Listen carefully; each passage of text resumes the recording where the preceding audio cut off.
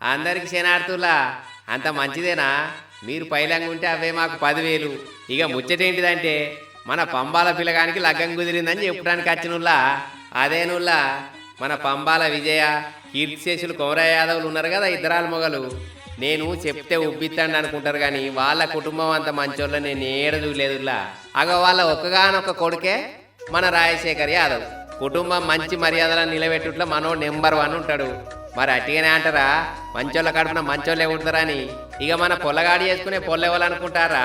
తమ్మడపోయిన కొమరవ్వ, గట్టయ్య యాదవ్ ఇద్దరాల మొగలు ఉన్నారు కదా, మంచి మాటకత్తే మంచి మనుషులు వీళ్ళు. పాన విడుచుకుంటారు నా వాళ్ళు అనుకున్న వాళ్ళ కోసం. అగో వీళ్ళ చిన్న బిడ్డే రాహిత్య. ఈ బుజ్జికి ఇంకో పేరు పుష్ప. ఈ పొల్లకు కూడా సీతమ్మ తల్లికి ఉన్నంత ఓపికంటది. అగో ఈ బుజ్జికి మన బుజ్జోనికి లగ్గం చేద్దామని పెద్దలు తలిసిరు. ఇక లగ్గం ఎప్పుడు అనుకుంటారా?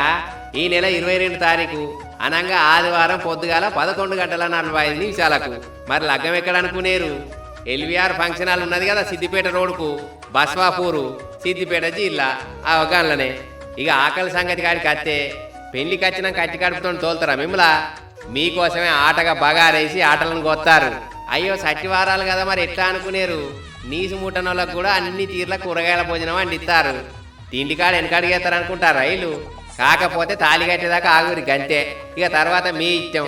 కడుపు నిండా తిని కొత్త పెళ్లి జంటను ఆశీర్వదించి పోరి. అచ్చుడైతే మర్చిపోకురులా. నేను ఉంటానిగా.